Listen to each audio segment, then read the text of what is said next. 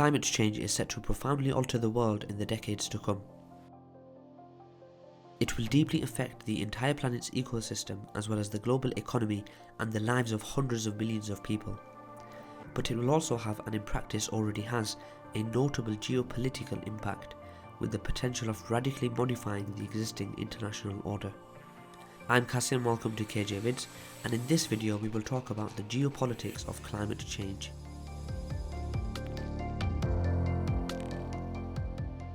Climate change is a broad term encompassing various phenomena, but the most important of them is surely global warming, largely imputed to the boom in CO2 emissions caused by the massive consumption of fossil fuels, animal breeding and deforestation. The rise of the world's average temperatures, even of a few degrees, can have tremendous consequences on the planet and on mankind. It will alter the existing climatological dynamics, resulting in more frequent and intense cases of extreme weather like droughts, violent storms, floods and blizzards. Desertification will extend to large swaths of territory. These factors will cause a dramatic drop in agricultural output, also due to the spread of pests, therefore threatening food security across the globe. Warmer temperatures will also favour the diffusion of disease and will increase energy consumption and therefore create competition over energy sources. Whole ecosystems will be seriously harmed, both on land and at sea, causing severe losses in terms of biodiversity. This will in turn result into subsequent chain damages for agriculture and fishing that already suffer from overexploitation. The ocean level will rise, putting at risk the living conditions of millions of people who reside along the coasts. All this bears huge economic and social costs, both in the form of losses and of expenditures to repair or prevent its effects, and is to be considered along with other phenomena caused by human activity, notably pollution and overexploitation of water and soil. The combination of these factors has led some experts to label our current geological epoch as Anthropocene, a period marked by the human's capacity to affect the environment to the point of derailing its dynamics out of the natural order. While the term remains debated among scientists, what is certain is that climate change has taken a considerable political relevance in the past few decades with the appearance of ecologist movements and parties all over the world. This is also true at the international level, with states making efforts to tackle its effects, as in the case of the 2015 COP21 agreement and other eco-friendly initiatives. But climate change will also alter the global geopolitical and geo-economic environment, with tremendous consequences for power distribution and for international security.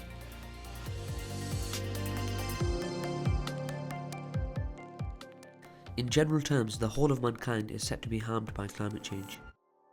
Apart from the direct economic loss in the form of reduced agricultural output, poorer fishing zones and damages to coastal areas caused by rising sea levels, it will also have huge social and human costs due to environmental degradation, sanitary problems and migratory flows, which in turn will bring other expenses to repair and prevent its harmful effects. Yet there are areas where its impact will be more marked than in others, namely Equatorial Africa and South Asia. Both are extremely vulnerable due to their geographic position and moreover are highly populated zones whose economy is still underdeveloped. As a result, they will have to bear all of its negative consequences: GDP loss, food insecurity, water scarcity, violent weather, epidemics and so on, and the consequences will be felt outside these regions too. In South Asia, the costs of global warming may slow down and even stop India's rise. Population displacements may result in a humanitarian crisis and social tensions. This is notably the case of Bangladesh, a very poor and densely populated country extremely opposed to the negative effects of climate change. Existing divergences over the control and the use of water basins may get more serious, for example between India, Pakistan and China over Kashmir, the cornerstone of the Indus River basin, or between India, China and Bangladesh over the Ganges and Brahmaputra. The situation is dramatically similar in Equatorial Africa. The deleterious consequences of climate change may compromise any hope of economic development, condemning the continent to poverty and perpetual conflict. As a matter of fact, fighting will result from increasing resource scarcity, notably of food and water, thus making the situation along the conflict belt that crosses it from Somalia to Nigeria even more troublesome. This is what could soon happen in Ethiopia, where the effects of climate change exacerbate economic and ethnic divides. War could also take a state-to-state dimension, as it may break out over the control of rivers like the Niger, the Congo or the Nile. In regards to the Nile, some tension already exists between Egypt and Ethiopia over its use, and a future water war is a real possibility. Finally, this catastrophic situation will push more and more people to displace, thus amplifying an already serious humanitarian crisis. Many will try to reach Europe, perpetrating and worsening the migratory crisis that the continent is facing, with all the social and political consequences this will have on the European Union and its member states. Still, there are also some parts of the world that are set to benefit from higher global temperatures, like those states whose development was historically hampered by a rigid climate. The first example is that of Canada or Scandinavian countries, whose agricultural output could be boosted. Russia is a similar case. Already a major wheat producer, thanks to a warmer climate, it could increase its export share, even though this is debated, and it is also true that it may face migratory pressures from other countries suffering from declining production. Moreover, access to the rich resources of Siberia will become easier. Lastly, it is poised to earn from another geopolitical consequence of climate change, the melting of the Arctic ice cap.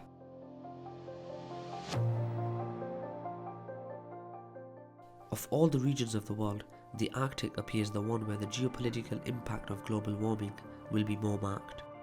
The reason is twofold.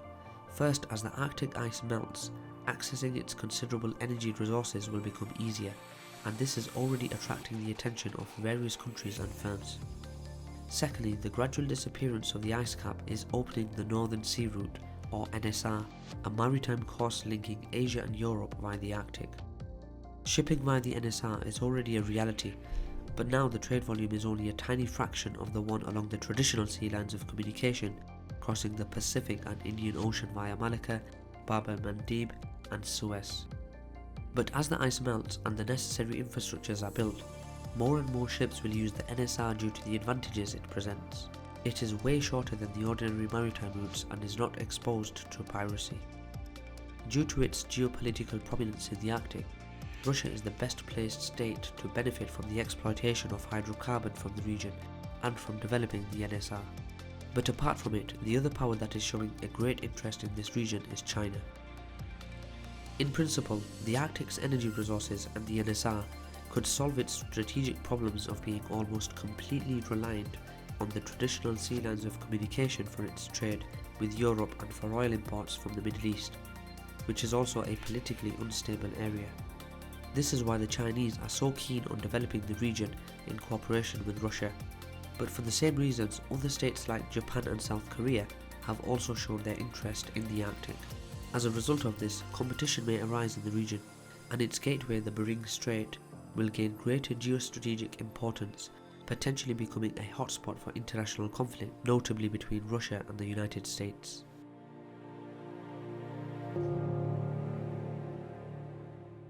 As an emerging great power with global-scale ambitions, China is also attentive to the effects of climate change, which offers a unique combination of opportunities and challenges for it. Apart from the prospects of accessing the Arctic's resources and of trading via the NSR, China could also benefit in other ways of the effects of a warming planet. The combined effects of higher temperatures, economic development, and population growth across the world will result into a boom in energy demand. Renewable sources of energy will be particularly regarded as a way to reduce pollution, decrease the dependency on imported fossil fuels and its detrimental consequences. But generating clean energy requires technologies that use rare earths, a group of minerals whose particular characteristics are particularly valuable for industrial manufacturing. Today, China virtually holds a monopoly over their production, and even though new suppliers will enter the market, China will remain a major producer. As a consequence, its rare earths exports will be favoured by climate change. Yet China is mostly poised to suffer from it, One reason is that its vast population is concentrated along the coasts and is vulnerable to extreme weather, rising sea level, and damages to agriculture and the like. This could hamper its economic growth and consequently its social stability. For this reason, China is investing enormously in developing renewable energy sources. Moreover, it could easily find itself involved in disputes with other states over water, some of the most important rivers flowing through South Asia, most notably the Brahmaputra, or originate in Chinese-controlled Tibet. Similarly, Indochina's most important rivers, namely the Mekong, the Red River, and the Irrawaddy, all have their source in China. Similar conflicts over water, agricultural lands, and fishing areas may arise all over the world, taking the shape of both interstate war or that of insurgencies and piracy. Several practical cases can be examined to understand the interplay between climate change and emerging security threats.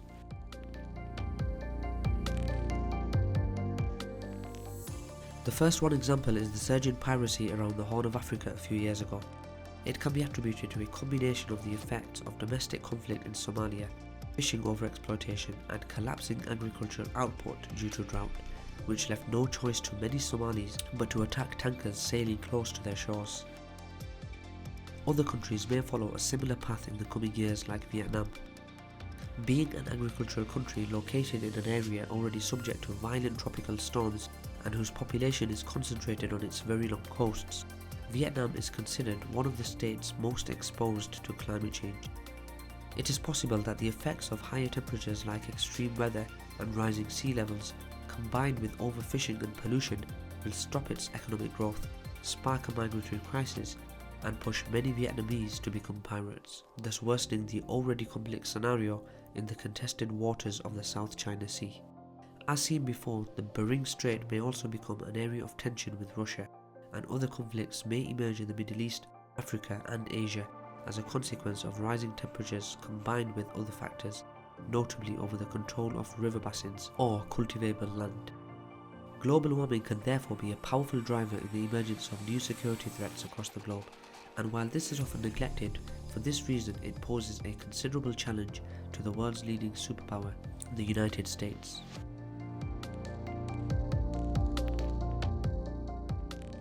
As the core of the international system with interests at stake in any area of the globe, and as a major polluter itself, the US must be attentive to the geopolitical and security consequences of global warming. Diplomatically, the US has usually blamed other developed countries and argued that the cost of curbing CO2 emissions should fall on emerging economies like China, who today are the main polluters. Under the Trump administration, the US has now openly adopted a climato-skeptic policy and favours traditional fossil fuels over renewable energy sources and has left the COP21 Paris Agreement. Yet the US is also threatened by climate change. As temperatures rise, drought and extreme weather like hurricane and snowstorms are becoming more common, causing considerable damage to agriculture, infrastructures, and ultimately to the foundation of America's strength. But as a superpower with interests in practically any region, the US will also need to face the security threats that will emerge as a consequence of climate change. Because of this, there is an institution that is particularly active in studying the effects of global warming and that calls for efforts to prevent its effects. Surprisingly, it is not the same ecologist lobby, but the military.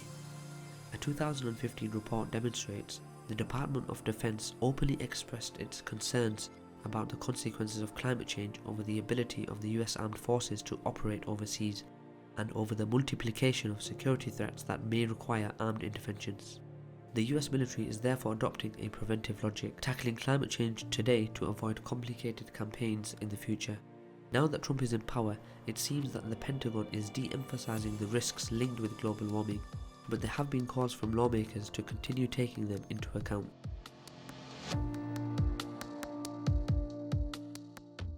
As seen, global warming is having global-scale consequences that will affect virtually any domain of human life. But in general, it can be said that it puts our security at risk, be it economic, alimentary, sanitary, physical, or of any other type. Scientists have repeatedly raised the alarm of its deleterious effects, but up to now the actual efforts to counter it are quite frankly insufficient. Since it appears that avoiding its impact is impossible and that we can at best limit its consequences, the best thing we can do is to foresee and understand them. and prepare ourselves for the world that will inevitably emerge from climate change.